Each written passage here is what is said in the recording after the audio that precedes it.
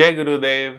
हमारी बुद्धि तर्क को समझती है, परंतु ज्ञान की प्राप्ति हमें आस्था से, विश्वास से होती है। परंतु ये दोनों एक दूसरे के विपरीत हैं। तो क्या करें? क्या तर्क को छोड़ दें या विश्वास ना करें? ये हम इस ज्ञान पत्र में देखेंगे।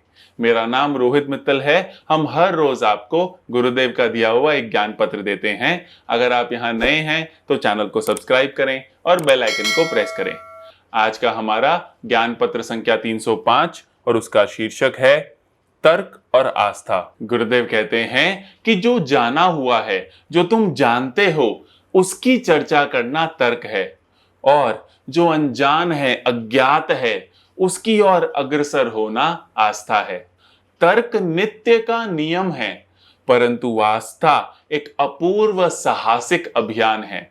तर्क में जो जैसा है वैसा है, वो एक नियम के जैसा है, परंतु आस्था के लिए एक साहस से एक अभियान चलाना पड़ता है। तर्क और आस्था ये दोनों एक दूसरे के एकदम विपरीत हैं, परंतु फिर भी एक जीवन के अभिन्न अंग हैं। आस्था न होना स्वयं में ही एक बहुत बड़ा दुख है। आस्था तुम्हें तुरंत आराम देती है, और तर्क की सहायता से तुम स्थिर और स्वस्थ चित्त हो पाते हो। तुम बुद्धि रूप से एकदम शांत रह पाते हो। विश्वास के बिना, आस्था के बिना चमत्कार संभव नहीं। जब विश्वास होता है, वो तुम्हें सभी सीमाओं के पार ले जाता है, प्रकृति के नियमों के पार ले जाता है। बस इसके लिए तुम्हारा विश्वास पवित्र होना चाहिए। विश्वास तर्क के परे है, परंतु फिर भी अपने तर्क पर तुम्हें पूरा विश्वास होना चाहिए। आगे गुरुदेव कहते हैं कि विश्वास और तर्क एक दूसरे के बिना रह ही नहीं सकते। इनका अस्तित्व ही संभव नहीं है। हर तर्क किसी ना किसी विश्वास पर स्थित होता है। तुम्हें किसी चीज पर कुछ पक्का विश्वास है, उससे कोई तर्क निकल कर आता है। परंतु जब तुम्हारा विश्वास या फिर तुम्हारा तर्क टूटता है, तो एक अव्यवस्था आ जाती है, एक द्वंद्व पैदा होता है तुम्हारे अंदर, जो तुम्हें विकास की ओर ले जाता है। विश्वास भी दो तरीके के होते हैं।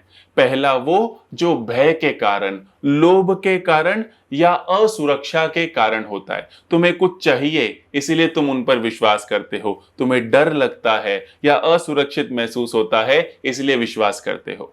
और दूसरा है जो प्रेम के कारण होता है, जैसे एक माँ और बच्चे या फिर एक गुरु और शिष्य के बीच होता है। प्रेम वाला जो विश्वास है वो कभी नहीं टूटता, परंतु जो भय के कारण या लोभ के कारण विश्वास पैदा होता है, वो बहुत ही निर्बल होता है, वो कभी भी टूट सकता है।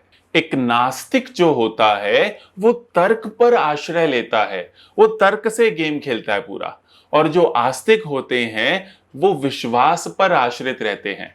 वो ईश्वर को बीमा पॉलिसी जैसे यूज करते हैं कि ये हमारी इंश्योरेंस पॉलिसी है, और वो अपने आप को बहुत विशेष समझते हैं। परंतु ईश्वर की नजरों में मैं और बाकी सब ऐसा नहीं होता। ईश्वर सबके लिए समान ही होते हैं। नास्तिक वास्तविकता से आंखें बंद रखने की युक्ति ढूंढता रहता है कि मैं सत्य का सामना ना करूं, परंतु मृत्यु दोनों को ही विचलित कर देती है। जब भी किसी प्रियजन की मृत्यु होती है, तो नास्तिक की आंखें खुलती है कि क्या सत्य है, और आस्तिक का कहीं ना कहीं विश्वास टूट जाता है। केवल और केवल एक बुद्धिमान व्यक्ति ही स्थिर रह पाता है। क्यों? क्योंकि वो ज्ञान की सहायता से तर्क और विश्वास दोनों के परे चला जाता है। तुम्हें करना क्या है?